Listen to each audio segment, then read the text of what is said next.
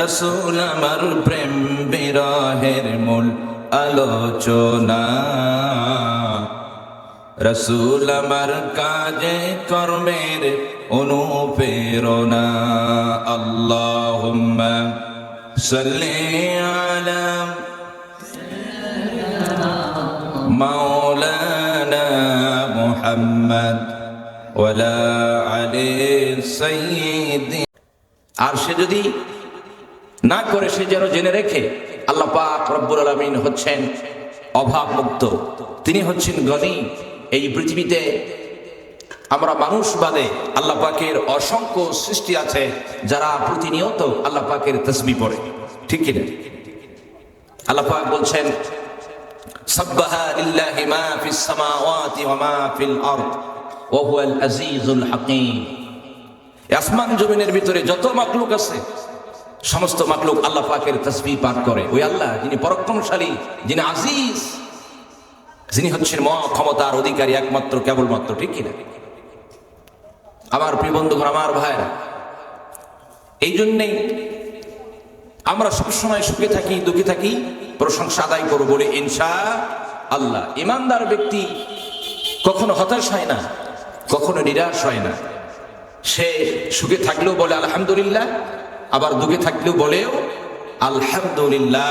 কথা বলেন ঠিক কিনা? কারণ বিপদ যখন আসে, মুমিন বান্দা বলে আল্লাযীনা ইযা আসাবাতহুম মুসিবা ক্বালু ইন্না লিল্লাহি ওয়া ইন্না ইলাইহি রাজিউন। আমরা তো আল্লাহর জন্য, বিপদ আপদ মুসিবত দেওয়ার মালিক আল্লাহ, আর আমরা তো আল্লাহর নিকটে ফিরে যাব। কথা বলেন ঠিক কিনা? আর বিপদ আপদ মুসিবত যদি এসেই যায়, এটা আমাদের কারণেই আসে, ঠিক কিনা? আল্লাহ বলেছে ওমা আসাবাকুম মিন মুসিবাতিন ফাবিমা কাসাবাত আইদিকুম ওয়া ইয়াফু আন কাসীর। বিপদ আপদ মুসিবত বান্দা তোমাদের দুই হাতের কামাই, যা করছো তাই পাচ্ছো। ওয়া ইয়াফু আন কাসীর, আর আমি অনেকগুলো দয়া করে ক্ষমা করে দিই। যদি সবগুলো ধরতাম তাহলে শ্বাস প্রশ্বাস ফলানোর কোনো সুযোগ দিতাম না। আল্লাহ বলছে জহরাল ফাসাদু ফিল বাররি ওয়াল বাহরি বিমা কাসাবাত আইদিন নাস। জলে হোক আর স্থলে হোক, যেখানে যা হয় বান্দা তোমাদের দু হাতে কামায়। তিনটি গুনার কারণে তিনটি বিপদ, নগদ শাস্তি নেমে আসে। অশ্লীলতার জন্য মহামারী। বলুন তো, আমাদের দেশে অশ্লীলতা আছে না নাই? কম না বেশি? আছে। ওজনে কম দেওয়ার কারণে দুর্ভিক্ষ, আর যাকাত না দেওয়ার কারণে অনাবৃষ্টি। এই তিনটি গুনার কারণে তিনটি বিপদ আমাদের নগদ আল্লাহ দান করবেন। আল্লাহ যেন আমাদেরকে এখান থেকে হেফাজত করে, বলেন আমিন। বলি আমিন। সম্মানিত হাজারিন, আমরা বিপদ আপদ আসলে হতাশ হব না, নিরাশ হব না। কারণ বিপদ দেওয়ার মালিকও আল্লাহ, বিপদ থেকে মুক্ত করার মালিকও আল্লাহ। একটা জঙ্গলে গরু ঘাস খাচ্ছে, হঠাৎ করে বাঘ এসে আক্রমণ করলো। বাঘ দেখে গরু দেশে দৌড়। গরু কি আর বাঘের সাথে দৌড়াইতে পারে? সামনে পাশে ছিল পুকুর, পুকুরে ছিল না কোনো পানি, ছিল শুধু কাদা। গরু সেখানে লাফ দিছে, সারপা কাদার ভেতরে ডুবে গেছে। বাঘ তখন গরুকে ধরার জন্য সেও লাফ দিছে, সেও এক জায়গায় পড়ে সারপা ডুবে গেছে। এখন বাঘ গরুর দিকে বড় বড় চোখ বের করে বলতেছে, বেকু, এমন জায়গায় লাফ দিলি, এখন তুই মরিস, আমিও মরি। গরু তখন খিলখিল করে হাসে। বাঘ মামা বলে, গরু তুই হাসিস কে, কি হয়েছে? কয় যে আমি হাসতেছি এই জন্যই যে আমার একজন মালিক আছে। আমার মালিক সারাদিন আমাকে তন্ন তন্ন করে খুঁজবে, কোথাও খুঁজে না পেয়ে দেখবে যে আমি পুকুরের ভিতরে পড়ে আছি। এখানে এসে দেখবে তুই এক জায়গায় পড়ে আছি, আমি এক জায়গায় পড়ে আছি। মালিক আমাকে বাড়ি থেকে লাঠি নিয়ে এসে তোমার পিঠে মারবে আর আমাকে বিপদ মুক্ত করবে। এই জন্য আমি হাসতেছি। তোমার কোন মালিক আছে?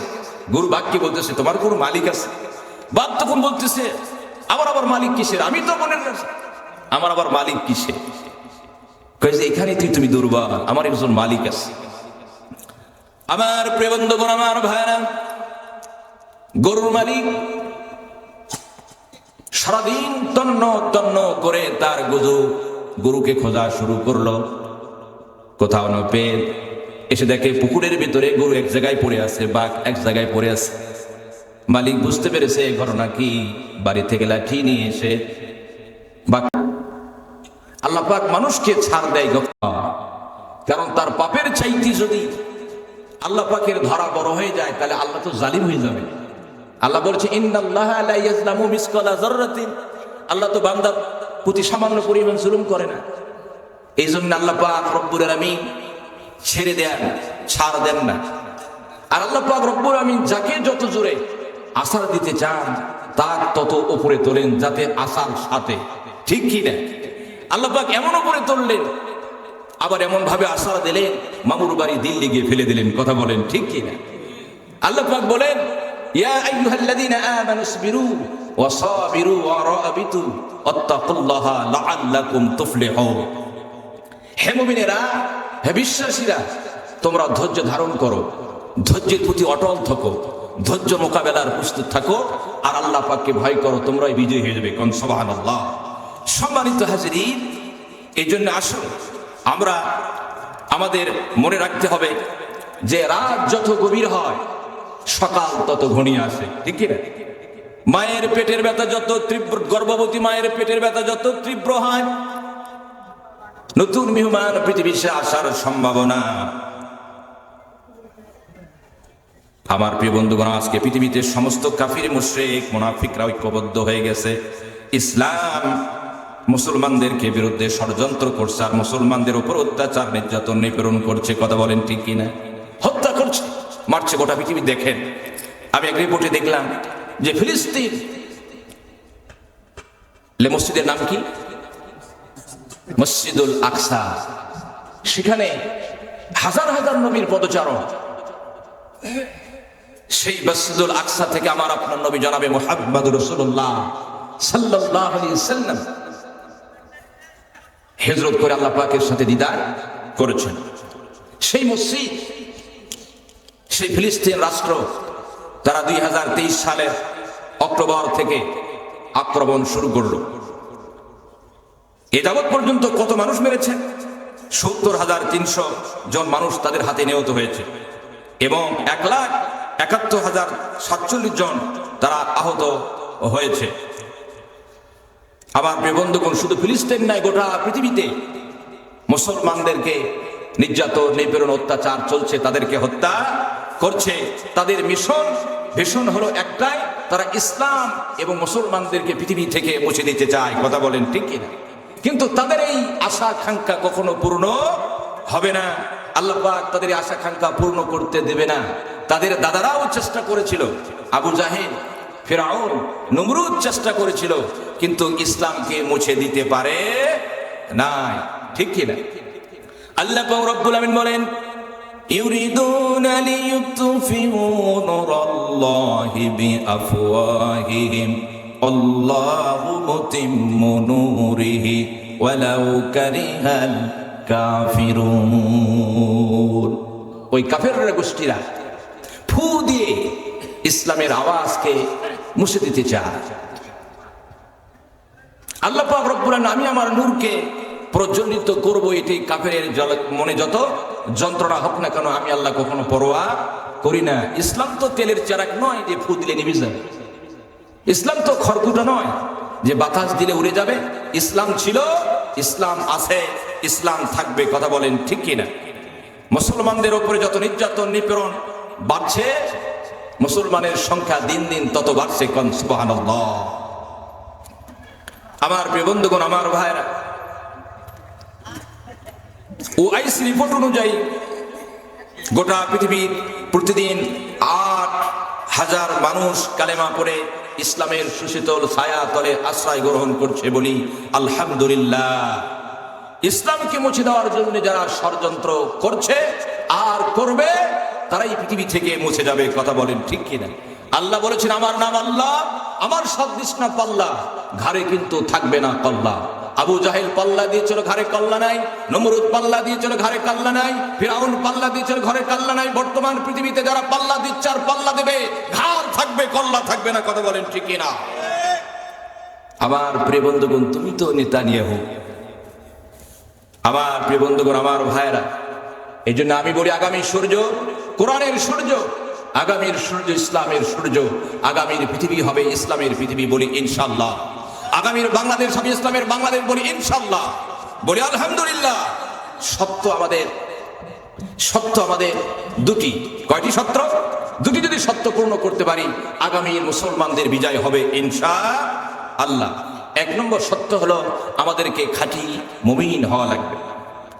আল্লাহ রাব্বুল আমিন বলেন, ওয়ালা তাহিনু ওয়ালা তাহজানু ওয়া আনতুমুল আলাউনা ইন কুনতুম মুমিনিন। তোমরা হতাশ হয়ো না, তোমরা নিরাশ হয়ো না, দুঃখিত হয়ো না, ভেঙে পড়ো না, তোমরাই বিজয় হয়ে যাবে। সত্য হলো একটা, ইন কুনতুম মুমিনিন, তোমাদেরকে মুমিন হওয়া লাগবে। এখন বলুন তো আল্লাহ রাব্বুল আমিন যে মানের বান্দা চান, যে মানের মুমিন চান, রাসূলের যে মানের উম্মত চান, আমরা কি সেই মানের রাসূলের উম্মত আল্লাহ পাকের বান্দা হতে পেরেছি? বলবো কি হাতে বলুন, পেরেছি আমরা? আমরা কিন্তু পারি নাই। তাহলে আল্লাহ পাক রব্বুল আমিন আমাদেরকে সহযোগিতা করবেন কেন? সহযোগিতা কাদের জন্য? মুমিনের জন্য।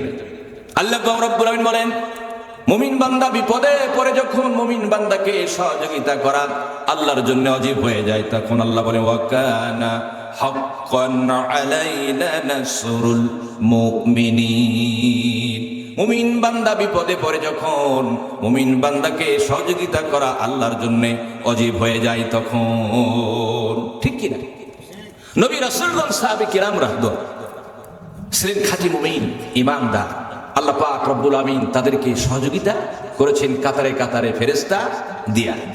হযরত ইব্রাহিম আলাইহিস সালামকে যখন অগ্নিকুণ্ডে ফেলে দেওয়া হলো, আল্লাহ পাক রব্বুল আমিন অগ্নিকে নোটিশ করে বলেন, কুল্লা ইয়া নারু কুনি বারদান ওয়া সালামান আলা ইব্রাহিম। হে অগ্নি, আমি তোমার ক্যারেক্টার বলছি, আমি তোমার স্রষ্টা বলছি, তুমি ইব্রাহিমের জন্য ঠান্ডা হয়ে যাও। এমন ঠান্ডা হয়ে না যাতে আমার ইব্রাহিমের কষ্ট হয়, তুমি নাতিশীতোষ্ণ হয়ে যাও, এয়ার কন্ডিশন হয়ে যাও। আল্লাহ পাক রব্বুল আমিন ইব্রাহিম আলাইহিস সালামকে নমরুদের অগ্নিকুণ্ডকে তার জন্য ফুলের বাগান বানায় দিলেন। কোন সুবহানাল্লাহ। কবি এই জন্য বলেছেন, মুসা আলাইহিস সালামের মতো ঈমান হলে রাস্তা হবে সাগর জলে, আর ইউসুফের মতো ঈমান হলে একে একে দরজা খুলে। আর ইব্রাহিম আলাইহিস সালামের মতো ঈমান যদি এখনো হয় বিদ্যমান, অগ্নিকুণ্ড দেখতে পাবে, খুবসুরতে ফুলবাগান। আল্লাহু আকবার। আল্লাহ যেন আমাদেরকে সেই মানে ঈমানদার হওয়ার তৌফিক দান করে। বলি আমিন, বলি আমিন। দুই নম্বর সত্য হচ্ছে আমাদেরকে ঐক্যবদ্ধ হতে হবে। কি হওয়া লাগবে? পৃথিবীর সমস্ত কাফের মুশরিক ঐক্যবদ্ধ হয়ে গেছে, শুধু আমরা মুসলমান ঐক্যবদ্ধ হতে পারলাম না। আমাদের ভিতরে দ্বন্দ্ব। কয় ইমাম? এরা হলো হানাফি, এরা মুহাম্মাদি, এরা আহলে হাদিস, এরা টুপি লম্বা, তারাবি 8 রাকাত 20 রাকাত, নাবিতে বাঁধবো না বকিতে বাঁধবো, এই না আমাদের দ্বন্দ্ব। আমরা বিশৃঙ্খলা হয়ে যাচ্ছি, বিচ্ছিন্ন হয়ে যাচ্ছি। যেমন নামাজ পড়া যেমন ফরজ, রোজা রাখা যেমন ফরজ, হজ করা যেমন ফরজ, ঐক্যবদ্ধ থাকাও তেমনই ফরজ। ঐক্যবদ্ধ ছাড়া কোন জাতির মুক্তি কখনো সম্ভব নয়। কথা বলেন ঠিক কি? আল্লাহ বলেছেন, ওয়াতাসিমু বিহাবলিল্লাহি জামিআন ওয়া লা তাফাররাকু। তোমরা আল্লাহ পাকের রজ্জুকে এক আঁকড়ে ধরো আর তোমরা ঐক্যবদ্ধ হও। কথা বলেন ঠিক কি না? সম্মানিত হাজির, আমরা যদি ঐক্যবদ্ধ হই আর আল্লাহ নামের তাকবীরে যদি ফেটে পড়ি, তাহলে গোটা পৃথিবীর বাতিলরা পালাতে বাধ্য হবে। কথা বলেন ঠিক কি না? মুসলমান শোনো, আদারে ভয় পেও না, আল্লাহ ছাড়ালে বাতিল পালিয়ে যাবে, আমরা উঠে দাঁড়ালে। কথা বলেন ঠিক কি না? মুসলমান হচ্ছে সিংহের জাত, বীরের জাত। তারা সালাউদ্দিন আইয়ুবী, জামালউদ্দিন আফগারি, শহীদ তিতুমীর উত্তরসূরি। এরা খালিদ বিন ওলীদের উত্তরসূরিতে মার খাওয়ার জাত নাই। কথা বলেন ঠিক কি না? আমাদের ঐক্যবদ্ধ হওয়া লাগবে। আমরা রাজি আছি তো? ইনশাআল্লাহ, বলি ইনশাআল্লাহ। কবি আমাদেরকে ঐক্যবদ্ধ হওয়ার তৌফিক আমাদেরকে আহ্বান করছেন, ঠিক কি না? আমাদের প্রভু একই নবীর উম্মত, জীবন বিধানে ওই শিবানী কোরআন। আমাদের প্রভু একই নবীর উম্মত, জীবন বিধানে ওই শিবানী কোরআন। তবে কেন এক নাও হে মুসলমান, এক হও করি আহ্বান। তবে কেন এক নাও হে মুসলমান, এক হও করি আহ্বান। বাইতুল্লাহে মদিনা শরীফে উহুদ পাহাড়ে বদরের মাঠে, বাইতুল্লাহে মদিনা শরীফে উহুদ পাহাড়ে বদরের মাঠে। একটা তো জীবন আর মরণ তো একবার, সকলের স্তরে আছে একই স্থান। তবে কেন এক নাও হে মুসলমান, এক হও করি আহ্বান। তবে কেন এক নাও হে মুসলমান, এক হও করি আহ্বান। হাসরের মাঠে মিজানের মাপে লৌহে মাহফুজে পুলসিরাত ঠিক কি না? হাসরের মাঠে মিজানের মাপে লৌহে মাহফুজে পুলসিরাত একটা তো চাঁদা সূরজ তো একটাই, ধরাতে নিয়ম মেনে আলো করে দান। তবে কেন এক নাও হে মুসলমান, এক হও করি আহ্বান। তবে কেন এক নাও হে মুসলমান, এক হও করি আহ্বান। বলি আমিন, বলি আমিন। নারায়ে তাকবীর, নারায়ে তাকবীর। সম্মানিত হাজিরিন, আল্লাহ পাক রব্বুল আমিন আমাদেরকে খাঁটি মুমিন এবং ঐক্যবদ্ধ হওয়ার তৌফিক দান করুক, বলি আমিন। এখন কাছাড় গ্রামের মানুষ কি খালি কইছ না আরো আছে? আরো আছে, আসেন এখানে। আহারে, রহমত ছাড়া আল্লাহ পাকের জান্নাত পাওয়া যাবে? জান্নাতে যাওয়া যাবে? রহমত ছাড়া বাঁচার উপায় না। এক সেকেন্ড আমরা ও রহমত ছাড়া বাঁচতে পারবো না, ঠিক কি না? এই জন্য রহমত লাগবে। হযরত জাবির ইবনে আব্দুল্লাহ আনসারী রাদিয়াল্লাহু তাআলা আনহু তিনি বললেন, রাসূল পাক সাল্লাল্লাহু আলাইহি ওয়াসাল্লাম আমাদের কাছে এসে এই মাত্র বললেন যে আমার বন্ধু জিবরাইল আমার কাছ থেকে এইমাত্র বিদায় নিল আর বলে গেল, ইয়া রাসূলুল্লাহ হাবিবাল্লাহ, ওই আল্লাহর নামের কসম করে বলি যে আল্লাহ পাক রব্বুল আমিন আপনাকে সত্য নবী করেছেন। যে বনী ইসরাইলের একজন আবিদ ছিল, সে 500 বছর একটি পাহাড়ের চূড়ায় ইবাদত করত। সে পাহাড়ের প্রশস্ত ছিল 32 হাত প্রশস্ত ছিল, চতুর্দিকে পাহাড়টি ওই সমুদ্র ঘিরে ছিল। আল্লাহ পাক রব্বুল আমিন তার ইবাদতে এত খুশি হলেন, সেখানে আঙ্গুলের সমপরিমাণ সুড়ঙ্গ করে একটা মিষ্টি পানির নহর করে দিলেন, একটা ডালিমের গাছ উদ্গত করে দিলেন, সেখানে প্রতিদিন একটি করে ডালিম ধরে। সুবহানাল্লাহ বলবেন না? আমার প্রিয় বন্ধুগণ, আমার ভাইরা, ওই লোকটি বিকাল বেলা পাহাড়ের চূড়াই থেকে নেমে এসে ওই মিষ্টি পানি পান করে আর ডালিম ফল খায়, আবার গিয়ে নামাজে দাঁড়ায়।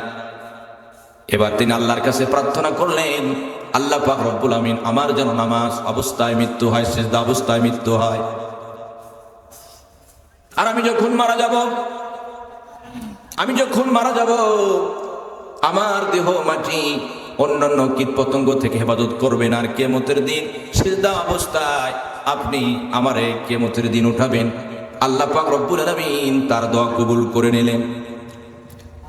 জিবরাইল রাসূল পাক সাল্লাল্লাহু আলাইহি ওয়াসাল্লামকে বলতেছেন, ইয়া রাসূলুল্লাহ, ইয়া হাবিবাল্লাহ, আমরা জানি কিয়ামতের দিন ওই বান্দাকে যখন আল্লাহর দরবারে হাজির করা হবে, আল্লাহ পাক রব্বুল আমিন বলবেন, ও আমার রহমতের ফেরেশতা, এই বান্দাকে আমার রহমতে আমার জান্নাতে প্রবেশ করাও। কোন সুবহানাল্লাহ। ওই বান্দা তখন বলবে, না আল্লাহ, আমি তোমার রহমতে জান্নাতে যেতে চাই না, আমি আমার ইবাদতের বিনিময়ে জান্নাতে যেতে চায়। আল্লাহ পাক বলবেন, ফেরেশতা কি বলে রে? কইছে বলতেছে সে তার ইবাদতের বিনিময়ে যাবে, আপনার রহমতে যাবে না। আল্লাহ বলে ঠিক আছে, ওকে নিয়ে মিজানের পাল্লায় চলে যাও, এক পাল্লায় তার 500 বছরের ইবাদত তুলে দাও, আর আমি যে নিয়ামত দিয়েছি এক পাল্লায় তুলে দাও। দেখা গেল দুটি চোখের দৃষ্টি শক্তির নিয়ামতের বিনিময়ে তার 500 বছরের আমল শেষ হয়ে গেল, আর বাকি অন্যান্য নিয়ামত থেকে গেল। আল্লাহ পাক রব্বুল আমিন জাহান্নামের ফেরেশতাকে ডেকে বলতেছে, জাহান্নামের ফেরেশতা, এই বান্দাকে টেনে হিঁচড়ে জাহান্নামের দিকে নিয়ে যা। জাহান্নামের ফেরেশতা যখন তাকে টেনে হিঁচড়ে জাহান্নামের দিকে নিয়ে যাচ্ছে, বান্দা তখন চিৎকার করে বলতেছে, আল্লাহ পাক রব্বুল আলামিন, বুঝতে পেরেছি ইবাদত দিয়ে জান্নাতে যাওয়ার কারো ক্ষমতা নাই তোমার রহমত ছাড়া। আল্লাহ পাক রব্বুল আলামিন বলতেছেন, এই বান্দাকে ধরে নিয়ে আল্লাহর কাছে যখন হাজির করা হলো, আল্লাহ পাক রব্বুল আলামিন বলবেন, বান্দা শোনো, যখন তোমার কোনো অস্তিত্ব ছিল না, যখন তোমার কোনো চিহ্ন ছিল না, তোমাকে কে সৃষ্টি করেছে? নাকি তুমি তোমার রহমতে হয়েছ? তুমি তোমার ইবাদতের বিনিময় হয়েছ, নাকি আমার রহমতে হয়েছ? বান্দা তখন বলবে, আল্লাহ পাক রব্বুল আমিন আপনার রহমতে হয়েছে। বলে, বান্দা শোনো, তোমাকে 500 বছর হায়াত দিয়েছে কে? বলে, আল্লাহ আপনি। তোমাকে পাহাড়ি চূড়ার উপরে স্থান দিয়েছে কে? বলে, আল্লাহ আপনি। মিষ্টি পানির নহর দিয়েছে কে? আর প্রতিদিন সেখানে একটি করে ডালিম ধরে, ডালিম তো বছরে একবার হয়, আর প্রত্যেক দিন আমি একটি করে দিই। বান্দা তোমার এটা কে দিয়েছে? বান্দা তখন বলে, আল্লাহ পাক রব্বুল আমিন, সব আপনি দিয়েছেন, আপনি আমার সব। বুঝতে পেরেছি আপনার রহমত ছাড়া আপনার জান্নাতে যাওয়া কারো সম্ভব নয়। আল্লাহ বলেন, বান্দা তুমি যখন বুঝতে পেরেছো, শোনো, এবার আমার রহমতে তোমাকে আমার জান্নাতে দাখিল করাবো। কোন সুবহানাল্লাহ। আমার ভাইয়েরা, এখান থেকে আমরা কি বুঝলাম? রহমত ছাড়া জান্নাতে যাওয়ার কারো উপায় নাই। তাহলে রহমত পাবো কোথায়? ঘরের মধ্যে শুয়ে থাকলেন? রাসূল পাক সাল্লাল্লাহু আলাইহি ওয়াসাল্লাম বলেছেন, যেখানে কোরআন হাদিসের আলোচনা হয়, জিকির আজকার হয়, ওটি একটি জান্নাতের বাগান। সেখানে নাযাত আলাইহিমুস সাকিনা, সেখানে প্রশান্তি নাজিল হয়। অগাশিয়াতুমুর রাহমা, সেখানে আল্লাহ পাকের রহমত নাজিল হয়। কথা বলেন ঠিক কিনা? আমরা যদি রহমত পেতে চাই, ঘরের ভিতরে বসে থাকলে হবে না, এই মাহফিলে আমাদের এসে বসতে হবে। কথা বলেন ঠিক কিনা? আমি আপনাদেরকে নিয়ে একটা তাকবীর দিব, তারপর আমি আবার মূল আলোচনায় চলে যাব ইনশাআল্লাহ। তাকবীর দিলে সমস্যা নাই তো? সমস্যা আছে? কোনো সমস্যা নাই ইনশাআল্লাহ। তাকবীর দিতে বলেছেন কে? আল্লাহ বলেছেন, ওয়াকাব্বিরহু তাকবীরা, তোমরা আল্লাহর নামে তাকবীর দাও। রব্বাকা ফাকাব্বির, তোমরা আল্লাহ পাকের শ্রেষ্ঠত্ব বরত্ব ঘোষণা করো। কথা বলেন ঠিক কিনা? অনেকে আবার তাকবীর দিলে সহ্য করতে পারে না। তাকবীর দিলে আল্লাহ খুশি হয়, শয়তান পালিয়ে যায়, আর মুসলমানের ঈমান বৃদ্ধি হয়, আর মুনাফিকের অন্তরের কি করে যায়? আগুন ধরে যায়। কথা বলেন ঠিক কিনা? এই জন্য আমরা তাকবীর দেব। নারায়ে তাকবীর, নারায়ে তাকবীর। আল কোরআনের আলো, আল হাদিসের আলো, আলেম ওলামা যেখানে, খিসরি পোলা যেখানে, খিসরি পোলা রান্না করতেছে, যে ঘ্রাণ বাড়াচ্ছে, কি দিয়ে স্বাদ হতে পারে? খাবেন না কেন? তাহলে কোরআন সুন্নাহ যেখানে আমরা আছি সেখানে, মদ জুয়া যেখানে আমরা নাই সেখানে আল্লাহ আমাদেরকে ইসলামের পথে, দ্বীনের পথে থাকার তৌফিক দান করুক। বলি আমিন, বলি আমিন, বলি আমিন।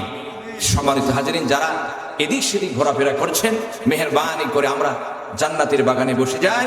অল্প সময় আমরা আপনাদেরকে ডিস্টার্ব করব। কোরআন হাদিস থেকে আলোচনা আমরা এখানে শুনে সে অনুযায়ী আমাদের জীবন গড়ার চেষ্টা করব বলি ইনশাআল্লাহ। এখন বর্তমান সময় কি আছে জানেন? বক্তা খোঁজে টাকা, আর কমিটি খোঁজে হলো দানবীর নেতা, আর শ্রোতা খোঁজে হলো সুর। কেমনে আসবে অন্তরে হেদায়েতের নূর? ঠিক কি না? এই অবস্থা বর্তমান শুরু হয়ে গেছে। বাইরের বক্তা ছাড়া মাহফিলে লোক আসতেই চায় না। আর কমিটি যারা আছেন, সব কমিটি না, কিছু কমিটি আছে, এদের নিয়তটাও খারাপ। বক্তাকে নিয়ত খারাপ, শ্রোতাকে নিয়ত খারাপ। হেদায়েত আসবে কোথা থেকে? কথা বলেন ঠিক কি না? এই জন্য আমাদের নিয়তটা সই করা লাগবে। আর আমরা যা করব একমাত্র শুধুমাত্র আল্লাহ পাকের সন্তুষ্টির জন্যই করবো বলে ইনশাআল্লাহ। আল্লাহ রাব্বুল আমিন তার হাবিবকে বলেন, হাবিব আপনি বলেন, কুল ইন্না সালাতি ওয়া নুসুকি ওয়া মাহইয়ায়া ওয়া মামাতি লিল্লাহি রাব্বিল আলামিন। ঠিক কি না? আমার জীবন, আমার মরণ, আমার জিন্দেগি ইয়া ইলাহি কবুল করো আমার বন্দেগি।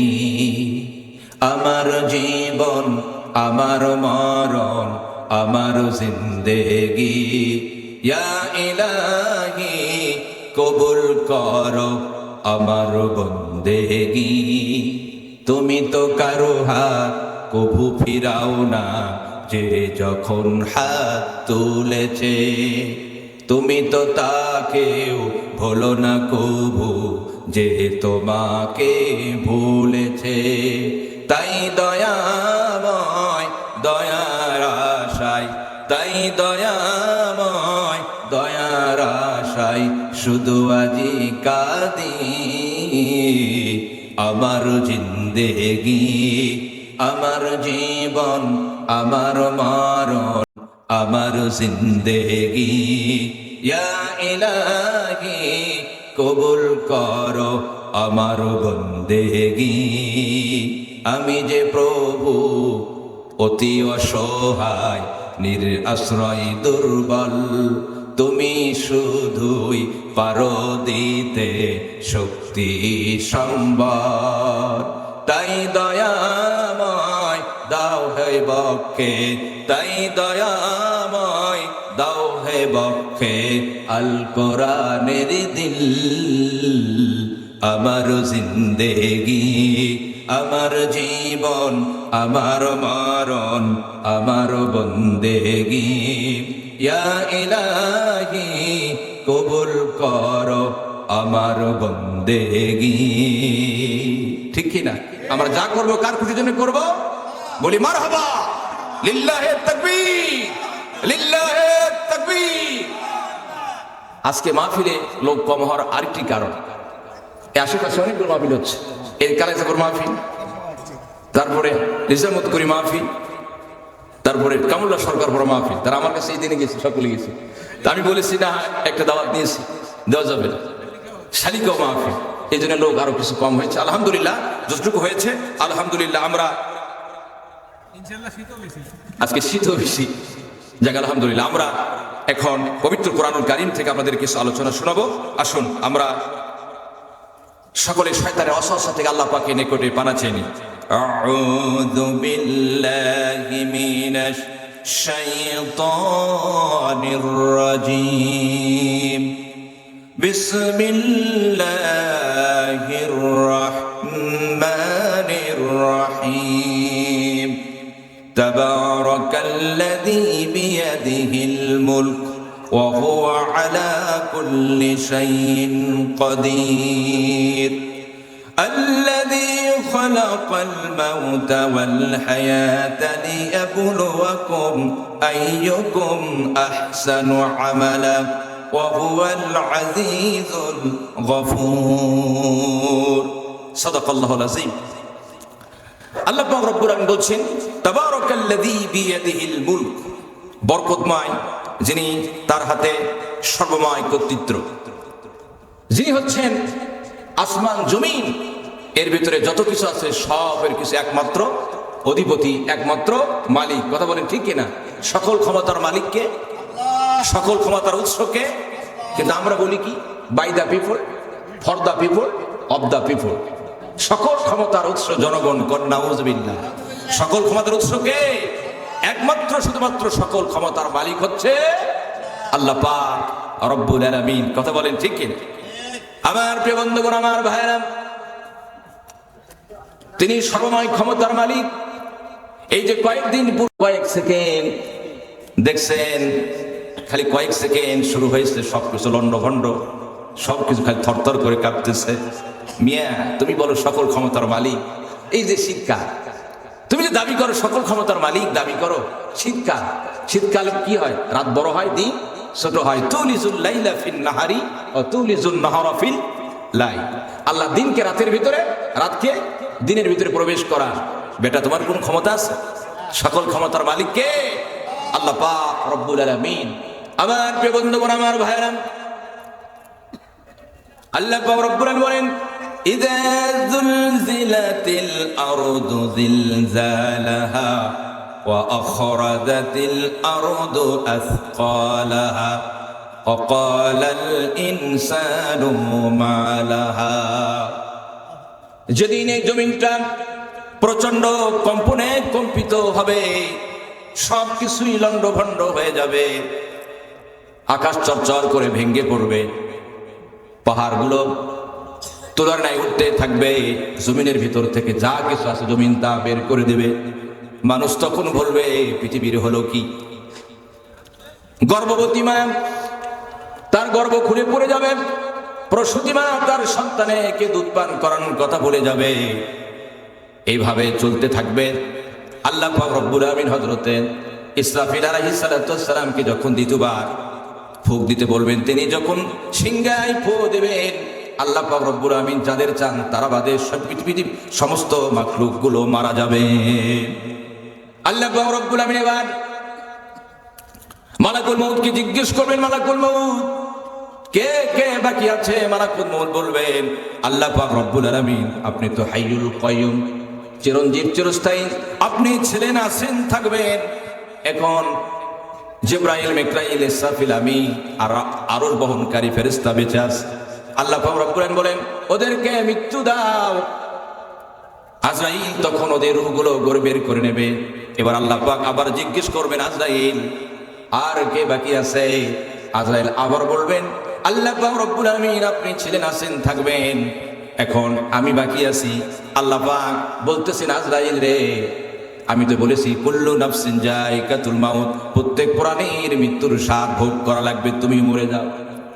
আজরাইল তখন তার জান্নাত জাহান্নামের মাঝখানে গিয়ে নিজের রূহটা ধরে এমন জোরে টান দেবে আর চিৎকার মারবে আর বলবে, রূহ বের করতে এত কষ্ট হয়, আমি যদি আগে জানতাম তাহলে পৃথিবীর সমস্ত প্রাণীর রূহ বের করার সময় আমি আরো দয়া দেখাতাম। আর তার চিৎকার যদি পৃথিবীতে যদি কোনো প্রাণী থাকতো, তারা যদি শুনতে পেত, কানের তালা ফেটে তারাও মারা যেত। সকলে যখন মারা যাবে, কেউ থাকবে না। এইভাবে কত বছর চলবে আল্লাহ পাক রব্বুল আলামিন ভালো জানেন। এরপর আল্লাহ পাক রব্বুল আমিন দুনিয়াকে লক্ষ্য করে বলবেন, ইয়া দুনিয়া, হে দুনিয়া, তোমার সেই স্বৈরাচার গুলি কোথায়? হে দুনিয়া, তোমার গাছপালা গুলি কোথায়? ইয়া দুনিয়া, তোমার সেই নদীগুলি কোথায়? পাহাড়গুলি কোথায়? ইয়া দুনিয়া, তোমার সেই এই রাজা বাদশা গুলি কোথায়? কেউ তো কথা বলবে না, কেউ তো নাকি কথা বলবে। আল্লাহ রাব্বুল আলামিন বলবেন, লিমানিল মুলকু ইয়াউম, আজকে রাজত্ব কার? আর আজকে রাজত্ব কার? আজকে রাজত্ব কার? আবার নিজে জবাব দেবেন, লিল্লাহিল ওয়াহিদুল কাহ্হার, আজকে রাজত্ব আমার, একমাত্র শুধুমাত্র রাজত্ব কার? আল্লাহ পাক রব্বুল আলামিনের জন্য। কথা বলেন ঠিক কিনা? সকল ক্ষমতার মালিক কে? আমরা এই কথা বলবো না, সকল ক্ষমতার মালিক জনগণের কথা আমরা কখনো বলবো না। আমার প্রিয় বন্ধুগণ, আমার ভাইয়েরা, এরপর আল্লাহ পাক রব্বুল আলামিন বলতেছেন, আল্লাযী খালাকাল মাউতা ওয়াল হায়াতা লিয়াবলুয়াকুম আইয়ুকুম আহসানু আমালা ওয়া হুয়াল আজিজুল গফুর। আল্লাহ বলেছেন, যিনি মৃত্যু ও জীবন সৃষ্টি করেছেন যাতে তিনি তোমাদের পরীক্ষা করতে পারেন, আর কে তোমাদের মধ্যে আমলের দিক দিয়ে উত্তম, তিনি মহাপরাক্রমশালী, অতিশয় ক্ষমাশীল। কোন সুবহানাল্লাহ। আল্লাহ বলেছেন, আল্লাযী খালাকাল মাউতা ওয়াল হায়াতা লিয়াবলুয়াকুম আইয়ুকুম আহসানু আমালা। সর্বপ্রথম আমি তোমাদের মৌত সৃষ্টি করেছি, এরপর হায়াত দিয়েছি। হায়াত আর মৌতের মাঝখানে দেখতে চাই তোমাদের ভিতরে কে উত্তম আমল করতে পারে, আমল করে। এই জন্য আমি আল্লাহ পাক রব্বুল আমিন তোমাদেরকে পৃথিবীতে পাঠাইছি। আমার প্রিয় বন্ধুগণ, আমার ভাইয়ের, আল্লাহ পাক মৃত্যু সৃষ্টি করেছেন আগে, তারপর হায়াত দিয়েছেন, এই জন্য আমাদেরকে মরতে হবে। আল্লাহ বলেন, কুল ইন্নাল মাউতাল্লাযী তাফিরুনা মিনহু ফাইন্নাহু মুলাকিকুম। মৃত্যুর সাথে তোমাদের মুলাকাত হবে, সাক্ষাৎ হবে। মুলাকাত সামনের দিক থেকে হয় নাকি পিছনের দিক থেকে হয়? কথা বলেন। আল্লাহ পাক অন্য আয়াতে বলেন, আইনামা তাকুনু ইউদরিকুমুল মাউতু ওয়ালাউ কুনতুম ফি বুরুজিম মুশাইয়াদা। মরণ থেকে পালাও তুমি, মরণ তোমায় লইবে ঘিরি, যদিও সুদূর আকাশ পানে লুকাও সে তাই লাগিয়ে সিঁড়ি। এ মহারোগের চিকিৎসক নাই, নাই সেই ওষুধ জগতে, খুঁজিয়া কাতর হইলে কি হবে, পারিবে না তার ফিরাতে। ঠিক কিনা? এ মহারোগের চিকিৎসক নাই, কোনো ওষুধ নাই। ডাক্তার বলেছে ঢাকায় হবে না, সিঙ্গাপুর নিয়ে যান। সিঙ্গাপুর হবে না, আমেরিকায় নিয়ে যান, তারপরও বাঁচানো গেল না। মরতেই হবে, আমাদের বাঁচার কোনো উপায় নাই। আজরাইল আমাদের কাছেই আসবে নাকি বলবেন? এবার কার মতো ফিরে যা আজরাইল, মিনতি করিয়া কই তোমারে রে। যাবে আজরাইল? আজরাইল মানুষের সাথে একবারে দেখা করে, ঠিক কি না? নাকি এবারকার মতো ফিরে যা আজরাইল, আমার বাড়ি ঘর কমপ্লিট হয় নাই। এবারকার মতো ফিরে যা আজরাইল, আমি বিয়ে শাদী এখনো করি নাই। এবারকার মতো ফিরে যা আজরাইল, জমির কোঠা পূর্ণ হয় না। এবারকার মতো ফিরে যা আজরাইল, আমার শয়তানি এখনো শেষ হয় নাই। যাবে আজরাইল, যাবে। আবার প্রিয় বন্ধুগণ, আমার ভাইরা, তবে কবে মরবো তাও জানি না, মৃত্যু আমাদের হবে, তবে কবে মরবো কেউ জানি না। আসার সিরিয়াল আছে, যাওয়ার কোনো সিরিয়াল নাই, ঠিক কিনা? আপনাদের গ্রামে আব্দুল কাদের, আমার বয়সে কত ছোট, একদিন ফেসবুকে দেখলাম অ্যাক্সিডেন্ট করে পৃথিবী থেকে বিদায় হয়ে গেছে। আহারে আল্লাহ পাক রব্বুল আমিন তার জীবনের সমস্ত গুনাহ মাফ করে দুক, কবরটা জান্নাতের টুকরা বানায় দুক। কথা বলেন ঠিক কিনা? আমার প্রিয় বন্ধুগণ, আসলে মৃত্যুর কোনো বয়স নাই, চলো আমরা নামাজে যাই, ঠিক কিনা? মৃত্যুর কোনো বয়স নাই, চলো আমরা নামাজে যাই। আমাদের বয়স এখনো অনেকেরই 50 বছর, অনেকে 60 বছর হলো, কিন্তু আমরা এখনো নামাজ ধরতে পারি নাই। পেরেছি? নামাজ ধরতে পারি নাই। শয়তান আমাদের বলতেছে এখনই নামাজ ধরবো কে, তুই আরো তো বাঁচবো, আরো সময় আছে, এখন নামাজ ধরা লাগবে। শয়তান আমাদের ভাবে ধোকা দিচ্ছে, বারবার ধোকা দিচ্ছে। অনেক সময় আছে, নামাজ দরকার নাই। ভাইরা, জানি না কোন সময় মৃত্যু আমাদের সামনে হাজির হয়ে যায়। কথা বলেন ঠিক কিনা?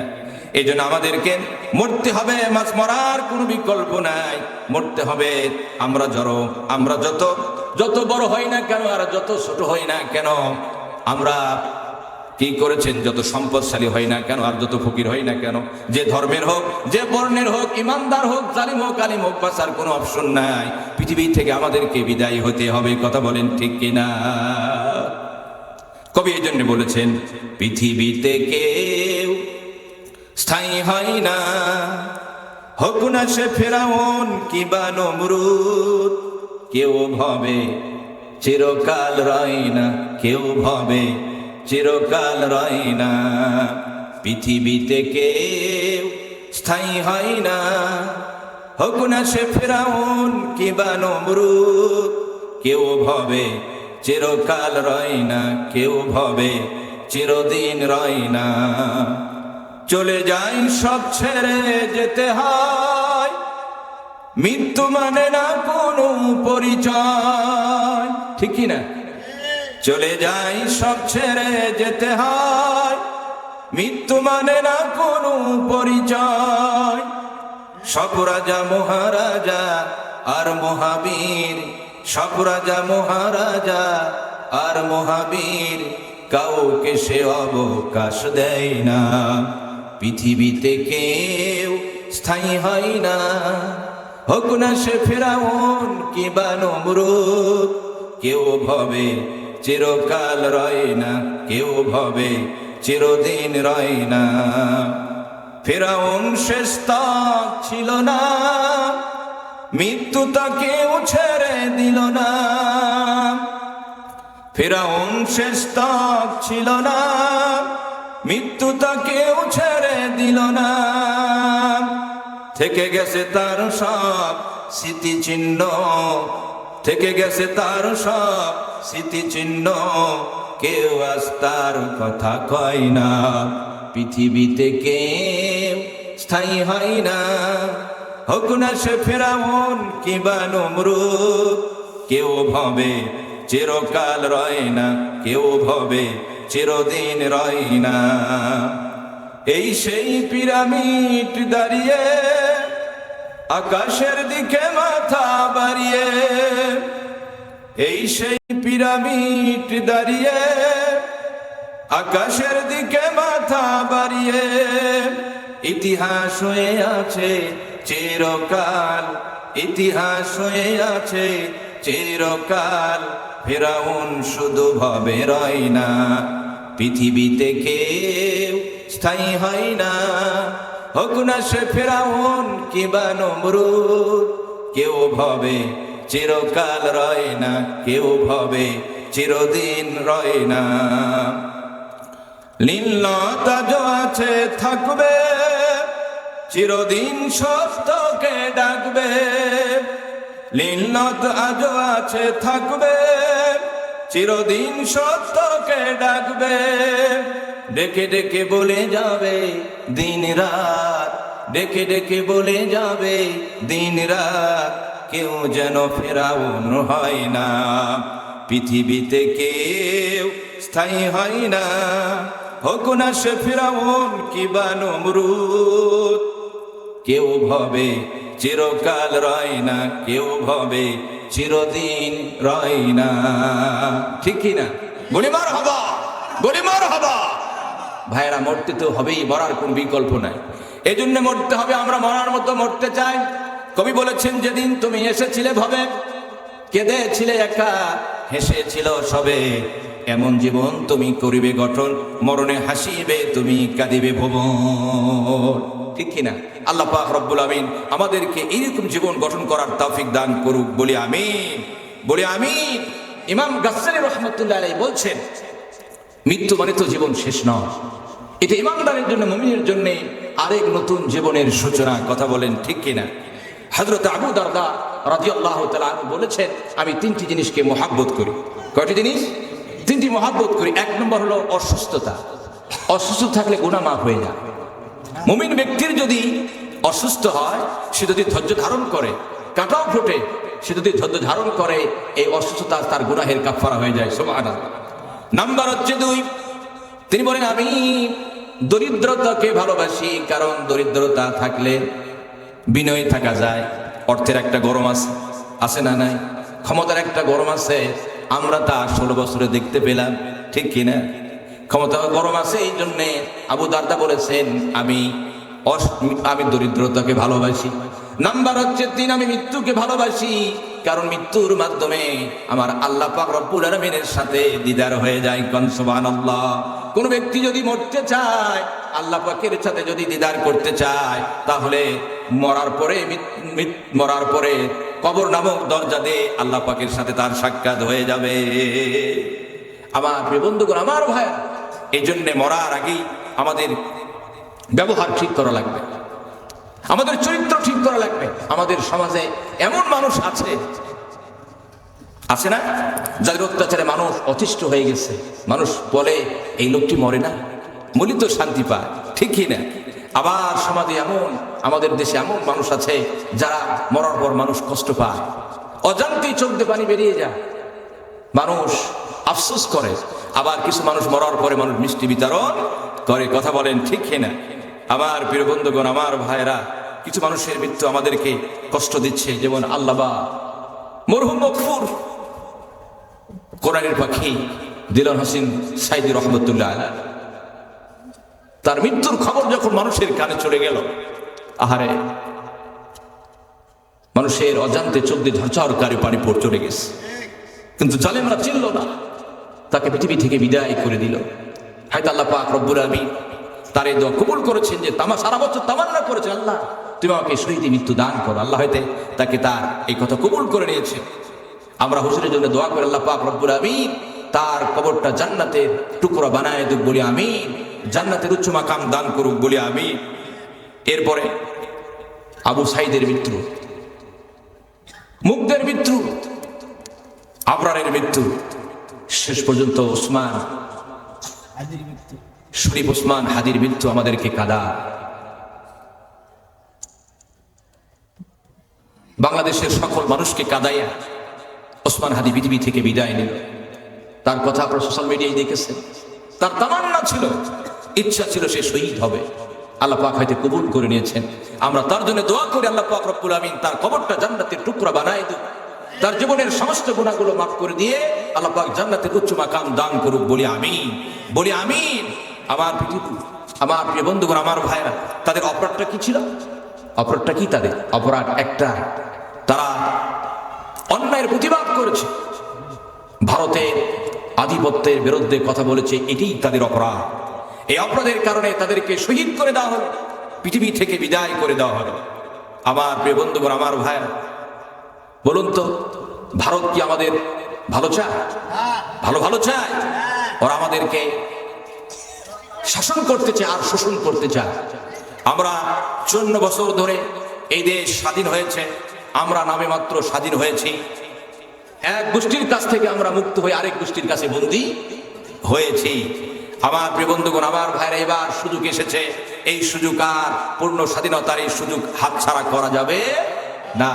54 বছরে আমরা দেখেছি এই দেশের শাসক গোষ্ঠীরা আমাদেরকে ব্যবহার করে তাদের স্বার্থ সিদ্ধ হাসিল করেছে। 54 বছরে এই দেশের জনগণ কিছুই পায় নাই, পেয়েছে অবহেলা, লাঞ্ছিত, অপমানিত, ফেলানির লাশ, আবরারের লাশ, এগুলো পেয়েছে। কথা বলেন ঠিক কিনা? আমরা 54 বছর সব দেখেছি, আর এগুলো দেখতে চাই না। কথা বলেন ঠিক কিনা? এই জন্যে কবি আমাদের বলেছে, একে একে শেষ করেছি সবার দেখা হইল সে, দেখতে দেখতে গোল্লায় গেল আমার সোনার বাংলাদেশ। একে একে শেষ করেছি সবার দেখা হইল সে, দেখতে দেখতে গোল্লায় গেল আমার সোনার বাংলাদেশ। স্বাধীনতার বয়স আমরা 54তে পা দিলাম, নেতা নেত্রী সবই পেল, আমরা বলো কি পেলাম? নেতা নেত্রী ঠেলা ঠেলি জনগণের কর্মশেষ, দেখতে দেখতে গোল্লায় গেল আমার সোনার বাংলাদেশ। ঠিক কিনা? দেখতে দেখতে গোল্লায় গেল আমার সোনার বাংলাদেশ। একে একে শেষ করেছি সবার দেখা হইল সে, দেখতে দেখতে গোল্লায় গেল আমার সোনার বাংলাদেশ। সোনার বাংলা নাই রে সোনা, দুর্নীতিতে চ্যাম্পিয়ন, শান্তির বাণী শুনতে শুনতে আমরা সবাই পেরেশান। শান্তি লাইগা কান্দা মরি, নাই রে শান্তি সুখের লেশ, দেখতে দেখতে গোল্লায় গেল আমার সোনার বাংলাদেশ। একে একে শেষ করেছি সবার দেখা হইল শেষ, দেখতে দেখতে গোল্লায় গেল আমার সোনার বাংলাদেশ। ঠিক কিনা? আমরা 54 বছর দেখেছি মানুষ সে তৈরি করা আইন দিয়ে কখনো শান্তি হতে পারে না, দুর্নীতি বন্ধ হতে পারে না, জেনা ব্যভিচার হত্যা লুণ্ঠন বন্ধ হতে পারে না। আমরা যদি শান্তি পেতে চাই, মুক্তি পেতে চাই, আইন লাগবে কার? আইন লাগবে কার? আল্লাহ রাব্বুল আলামিন বলেন, ফামান তাবিয়া হুদায়া ফালা খাউফুন আলাইহিম ওয়ালা হুম ইয়াহজানুন। ওরা যখন আল্লাহ পাকের হুকুম হাকাম, যারা যখন পরিবারে, সমাজে, রাষ্ট্রে যখন বাস্তবায়ন করবে, মেনে নেবে, ওদের কোনো ভয় নাই, ওদের কোনো চিন্তা নাই। আমার প্রিয় বন্ধুগণ, আগামীর বাংলাদেশ হবে ইসলামের বাংলাদেশ। বলি ইনশাআল্লাহ, বলি ইনশাআল্লাহ। আল্লাহ যেন আমরা আগামীর বাংলাদেশ যেন ইসলামের বাংলাদেশ দেখতে পারি, আল্লাহ তৌফিক দান করুক। বলি আমিন, বলি আমিন। আমার প্রিয় বন্ধুগণ, আমার ভাইয়েরা, আমরা তো মরে যাব, মরার আগে আমাদের চরিত্র ঠিক করা লাগবে। রাজি আছি তো? রাজি আছি তো? আমার দেশের পুলিশ বাহিনীর পোশাক পরিবর্তন করা হচ্ছে। তা আমি বলি, চরিত্র যদি, স্বভাব যদি পরিবর্তন না হয়, পোশাক পরিবর্তন করে কি হবে? লাভ হবে? লাভ হবে? একজন বাবা তার মেয়েকে লালন পালন করে ধুমধাম করে বিয়ে দিল। 6 মাস পর মেয়ে তার বাবার কাছে ফেরত আসলো। জামাইকে বলা হলো, বাবা আমার মেয়ের অপরাধ। কই, আপনার মেয়ের চরিত্র ভালো না। এইভাবে আবার কিছুদিন কেটে গেল, বাবা আবার একটা জামাই ঠিক করে সুন্দর ধুমধাম করে আবার বিয়ে দিল। ওই জামাও আবার লাল টুকটুকে শাড়ি নিয়ে এসে বধূ করে বাড়িতে নিয়ে গেল। 1 বছর পরেই আবার মেয়ে আবার বাবার বাড়িতে ফিরে আসলো। জিজ্ঞেস করা হলো, বাবা আমার মেয়ের অপরাধ? কইছে আপনার মেয়ের চরিত্র আগেরটা। বাবা তো এবার আকাশ ভেঙ্গে তার মাথায় পড়ল। আহারে, 2 বার বিয়ে দিলাম, কি হলো? এবার আবার বাবা অনেক কষ্ট করে একজন আলিম ছেলে দেখে ধুমধাম করে আবার বিয়ে দিল। ওই ছেলেটা আবার শাড়ি, লাল টুকটুকে শাড়ি নিয়ে এসে বউ করে বাড়িতে নিয়ে চলে গেল। আবার 1 বছর না যেতেই মেয়ে আবার বাড়িতে ফিরে এলো। এবার বাবা জিজ্ঞেস করতেছে, জামাইজি, বাবা জামাই, আমার মেয়ের অপরাধ কি? কয়েছে আপনার মেয়ের চরিত্র আগেরটা। জামাই পরিবর্তন হচ্ছে, শাড়ি পরিবর্তন হচ্ছে, কিন্তু চরিত্র পরিবর্তন হচ্ছে না। তা আমরা যদি আমাদের চরিত্র পরিবর্তন